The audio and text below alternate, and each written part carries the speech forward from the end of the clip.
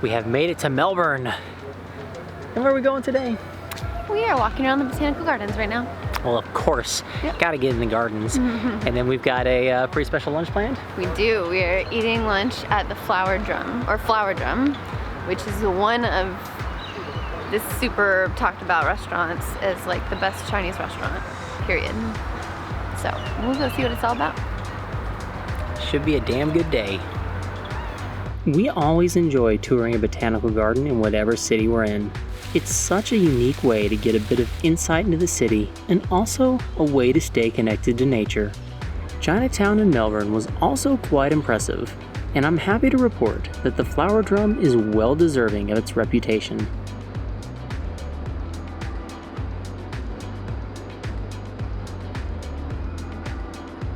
The next day we set out to explore the famous Melbourne laneways.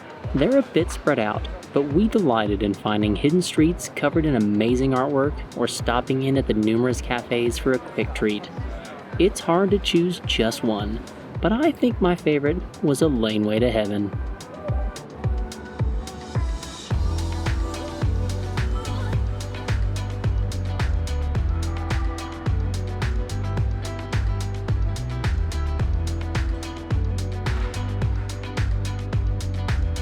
We only spent a few days in Melbourne before hopping on a plane and crossing over to our next stop, Tasmania.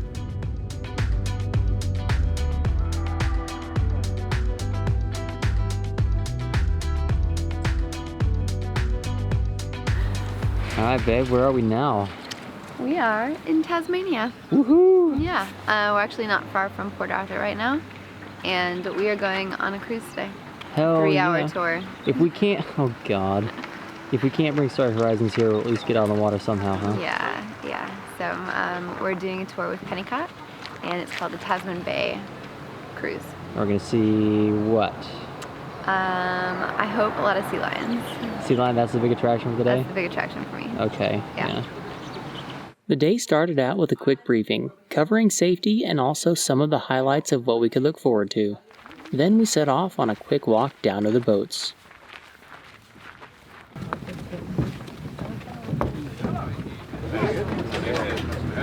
Hi guys. Hi. Probably faith there. Is this okay?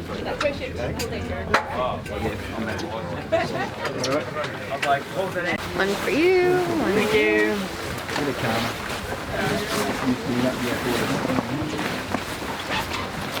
Suit up.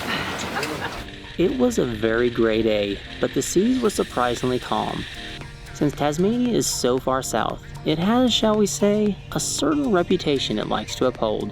We weren't complaining though, as it made for a fun time blasting out of Port Arthur.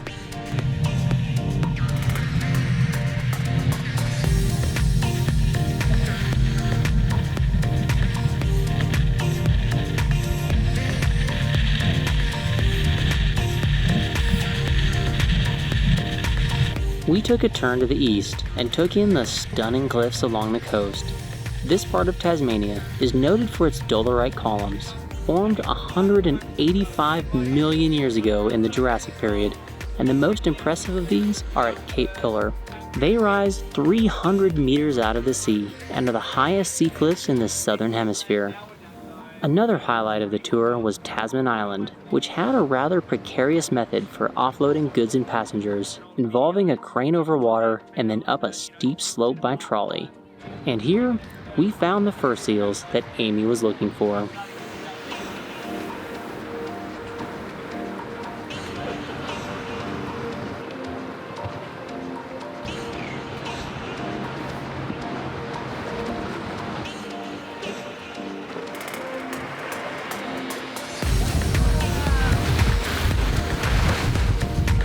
Flashing my camera, man.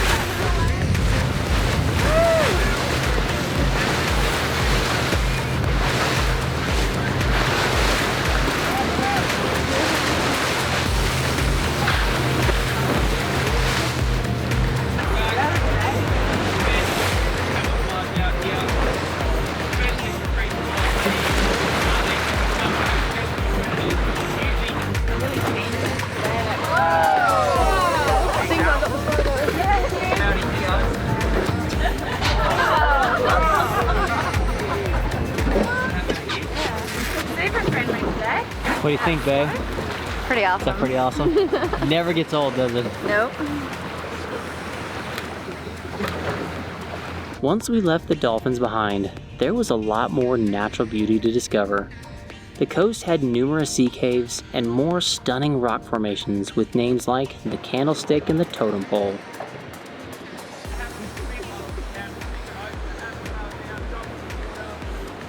Seeing all these things from the water was almost enough to make me wish we had brought Starry Horizons all the way down.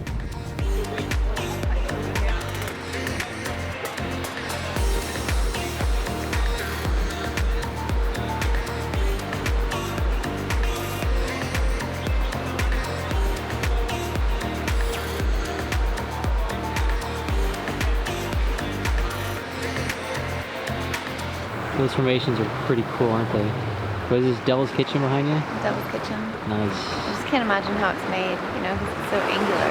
Yeah. Thousands and thousands of years.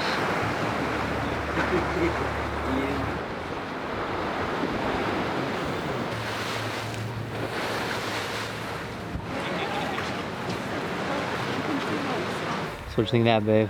It was awesome. Yeah, that was pretty freaking cool, huh? Yeah, it's pretty stunning geography, you know, like the rock formations and the animals were amazing. So we saw bottlenose dolphin, common dolphin, the fur seals, Saw a a penguin. little penguin, yeah. A bunch of white-bellied sea eagle, albatross. Shy albatross, yeah. Yeah, it's really good stuff. Woo. And I thought it would be, because it's very overcast, Yeah. but there's like no wind out. So, Which makes a difference. Yeah, that was huge. So we were comfortable the whole time, and it was great. Yeah. And it was Ben and Yanni who were driving us Ben and around, I Yanni. think. Yep. Yep. Pretty cool. Yeah, it was All awesome. right. Now we get to go explore the rest of Tasmania. Yes, we do. Sweet. Before we could get to exploring, there was a new toy I had to play with first. What you doing down there? Well, we got a new toy. Phoenix is just too big to take on these trips, so we bought a Mavic Air, and we're going to be calling it Draco. The dragon. Dragon. So I know everyone's going to think, oh, Harry Potter, and yes, I've always been Team Gryffindor, but maybe Team Slytherin's now in the running. We're going to give this a try and see how it works. I think I've got everything updated. Hope it doesn't crash for the first time. Ready? Ready.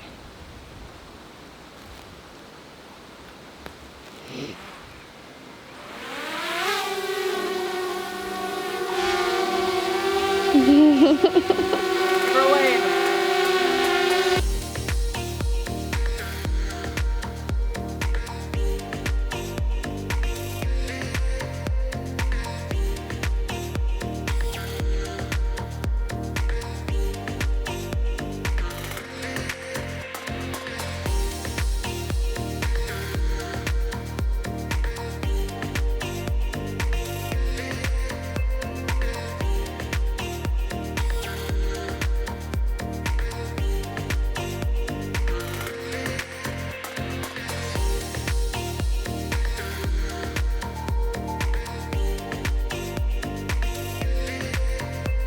It's gonna get me! Ah!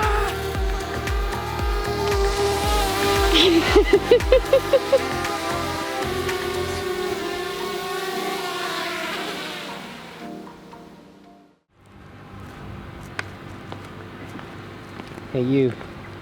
Starting the next part of our Tasmania adventure. Yes, day Where are 2. we? Where are we today? We're at the Port Arthur Historic Site, And what is that? and it is the best preserved Australian convict colony. Right, because all these people were naughty back in the day. I think all of Australia was naughty back in the day, but Bad Australia. yeah, a lot of bad stuff happened here, so it's going to be a kind of a somber day, but it'll be historically interesting. Yeah. We started the day off with a quick guided tour and then went back to take a closer look at the remaining prison facilities.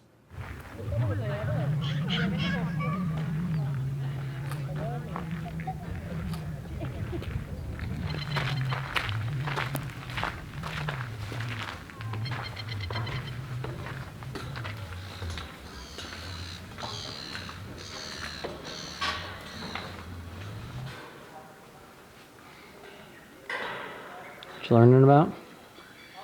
Joseph Johnson. He is the overseer of bakers when he was here at Port Arthur because he was transported for life, but a baker by trade. So they took advantage of that. Kind of like a little desolate place to live, huh? Yeah. It's kind of hard to picture it like it used to be, you know, but... Yeah, because they're telling us that this was destroyed by a fire. Yes. And afterward, they just kind of let it to rot. Yeah. So, you know, obviously it's open air right now and stuff. Oh, it's a bumblebee flying at you. Hey, buddy.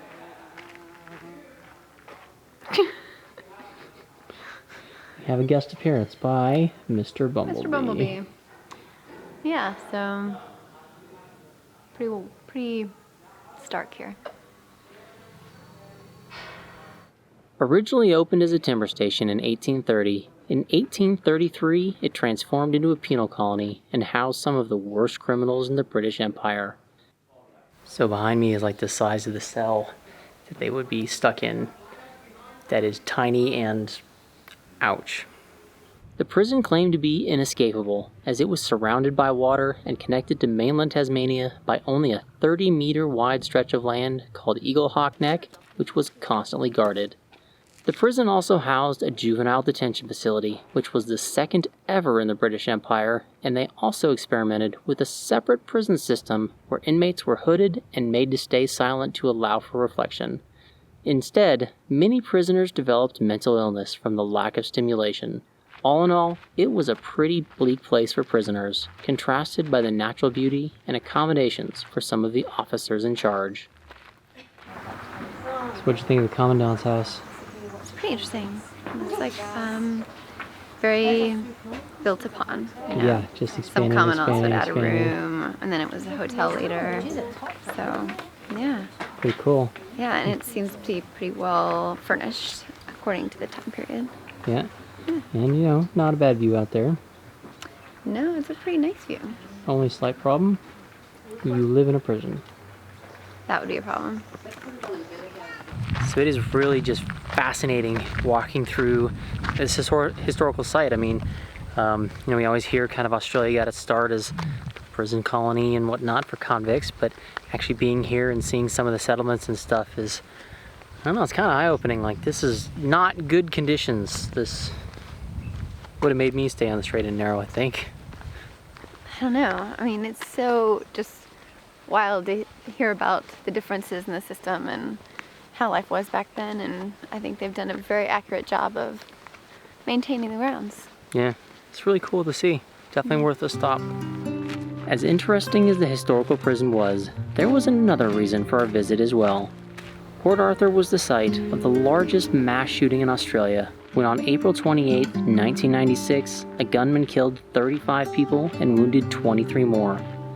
This was a particularly impactful stop for Amy and I, as yet another mass shooting had just happened in the US before our visit, this one at a school in Parkland, Florida. I couldn't help but despair at the absolute senselessness of it all, but fortunately for Australia, the Port Arthur shooting inspired significant changes in Australia's gun laws. In 2000, a memorial to the victims was commemorated and turned where the shooting started, the Broad Arrow Cafe, into a peaceful memorial garden.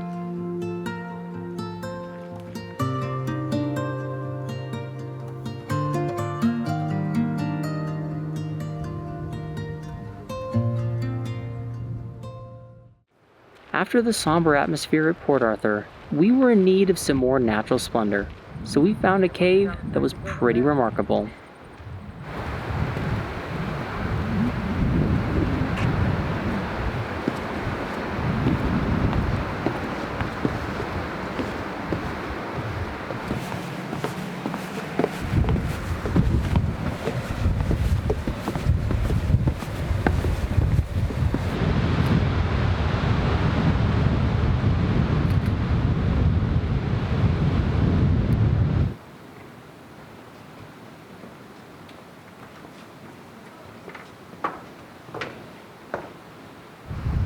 We found the remarkable cave, huh? Yes, but apparently You're not supposed to go in it. Why is it so remarkable? I'm reading. I'll find out. So there's 2 different types of sandstone, which means that it eroded differently. And there are 2 openings to the cave, which is weird. And apparently there's like a nice pattern in the cave. You can see Tasmania in the end, huh? Can you? Supposedly. Oh yeah. You can see the shape of Tasmania silhouetted at the end of the tunnel. Oh yeah. That's cool.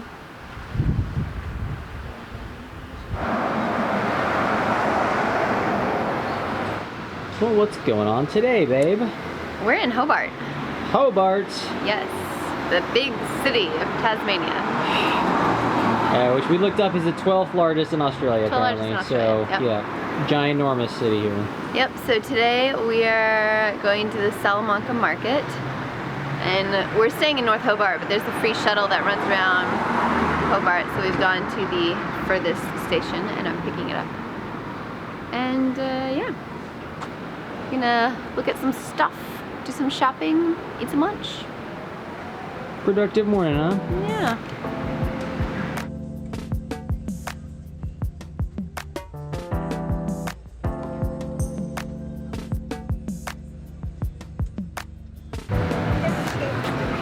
Puppy parking. Oh my goodness.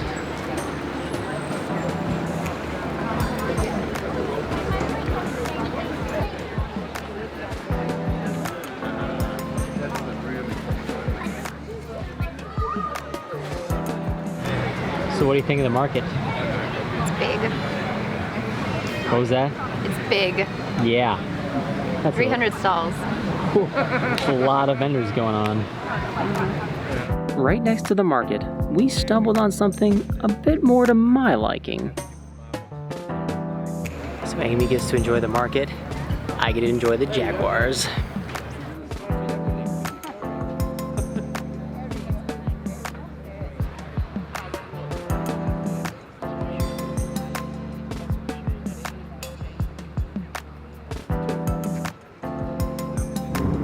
Hey, you. Hey! Where are we off to now? Well, there's a mountain in front of us. There is a very tall mountain in front of us. Fortunately, rather than trying to climb it with our legs, we are in the car, so Yes, yeah. it's one of those drive-up types of mountains. Thank goodness. But I believe it's called Mount Wellington, which is kind of confusing me since we're in Australia, but that sounds like it should be in New Zealand, so I don't know. Do you think they're named after the Duke of Wellington? Like Wellington the city and Wellington the mountain named after the Duke of Wellington, like Wellington the food? Well, you know, I'm feeling pretty confident that by now we've got some people who can answer that for us. So tell us, how the hell do these names keep coming about? Like, there's a lot that seems to be kind of shared between the countries, and I'm guessing it has to do with that British history. Yeah, or the like old explorers, because you know Abel Tasman was Dutch, and of course we're in Tasmania, and everything's named after him here. That's right. Yeah. Well, you know, gotta get yourself remembered somehow. Yep. Alrighty, well, let's see the mountain.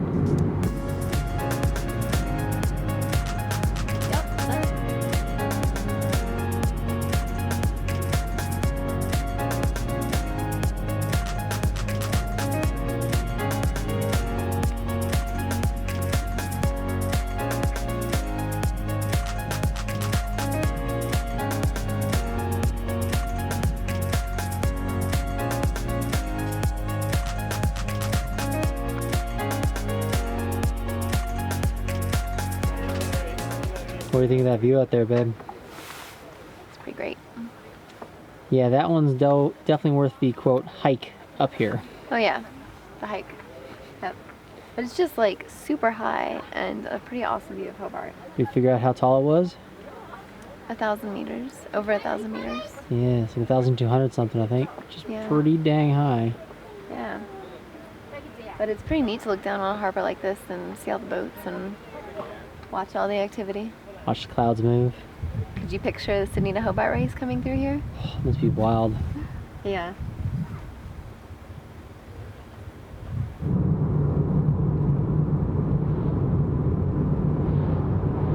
We are off today. We left Hobart this morning and we are headed on the Great Eastern Drive, which runs up the east coast of Tasmania.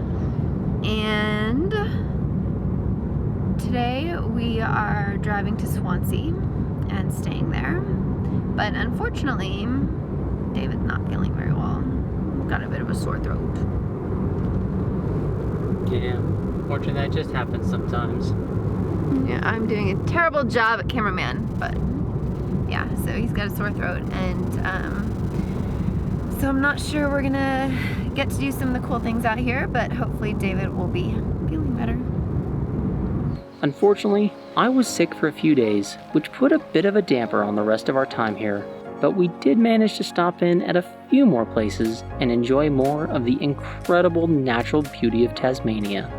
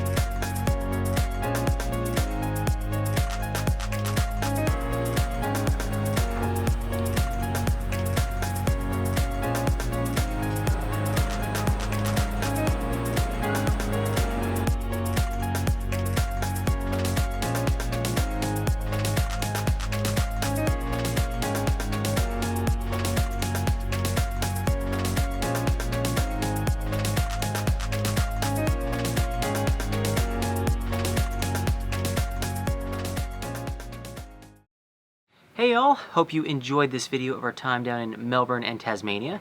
Sorry this is a little bit delayed coming to you. We had a friend visiting here in Indonesia and then we had to make a quick trip back to the States. But we are back now and we want to send a huge thank you out to Pennicott for providing us with the tour we did in Tasmania. It was so awesome to get out on the water, had a great time, and Tasmania is just so absolutely gorgeous. If you are interested in more information about our time both in Melbourne with the laneways and down in Tasmania, I'm going to put some links down to blog posts below. Amy wrote a little more information than is here in the video. But make sure you guys stick around. Next video is coming up, the Red Centre, middle of Australia, very different from the water. So stick around, check that out. We'll see y'all later.